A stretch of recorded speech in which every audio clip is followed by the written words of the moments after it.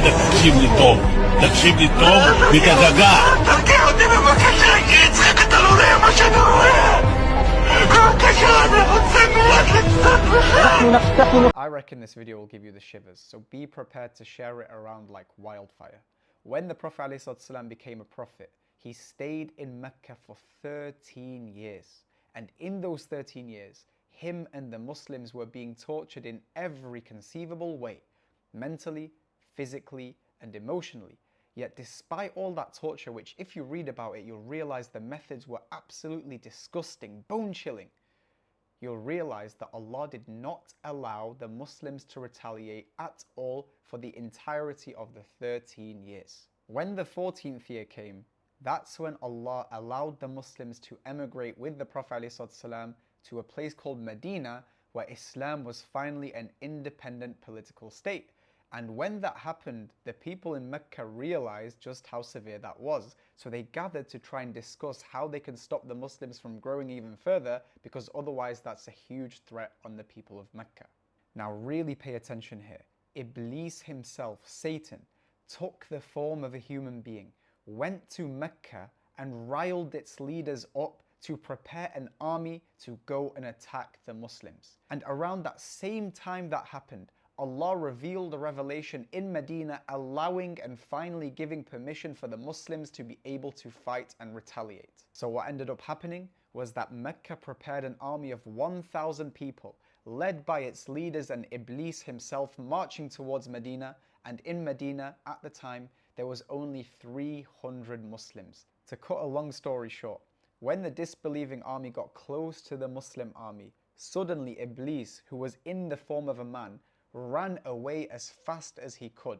And when the Meccans saw this, they looked at him and they said, "Where are you going?" He said, "I see what you do not see." And in the narration it says that he thought that the day of judgment had started because of the amount of angels that came down to support the Muslims. And when the two armies began fighting, we have authentic narrations of some things that happened which are just miracles. For example, one companion would swing his sword, and before his sword would even touch the disbeliever, his head would come flying off. In another narration, another companion had a sword which broke during battle, and the Prophet ﷺ told him to pick up a twig that was next to him and to swing.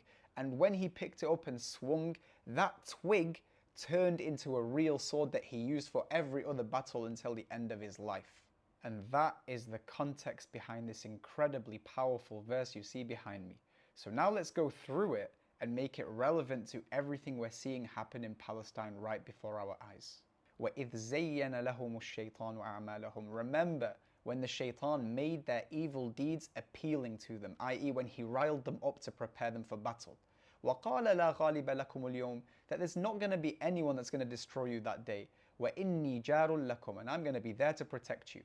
فَلَمَّا تَرَاءَتِ الْفِئَتَانِ نَكَصَ عَلَى عَقِبَيْهِ وَقَالَ إِنِّي بَرِيءٌ مِّنكُمْ. That when they approached the army of the Muslims, he suddenly ran away, ran as fast as he could. And he said, "I have absolutely nothing to do with you. I see what you do not see, and I fear Allah. Wallahu shadidul iqab. Allah is severe in punishment." So how is this relevant? Just as Satan, the greatest deceiver, deceived the Meccans into thinking it was a good idea to prepare an army to fight the Muslims, similarly, Netanyahu has been riling up the entire world, including his little Zionists, into thinking it's a good idea to attack the Muslims. And now listen very, very carefully.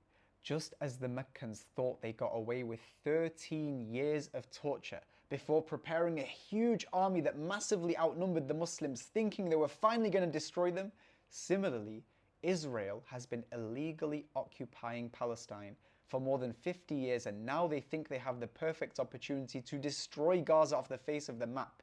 And just as the disbelievers at the time, the Meccans, were obliterated by small number and an army from Allah that they could not see, similarly, they too will suffer and will be destroyed, as they've already been complaining about seeing ghosts. So know, O Zionists, that when Allah says, وَأَنزَلَ جُنُودًا لَمْ تَرَوْهَا, that He sends down forces that you cannot see, know that you're not just fighting the Muslims, you are fighting Allah and His deen, and you will be destroyed, and we are all here waiting eagerly to witness that happening right before our eyes.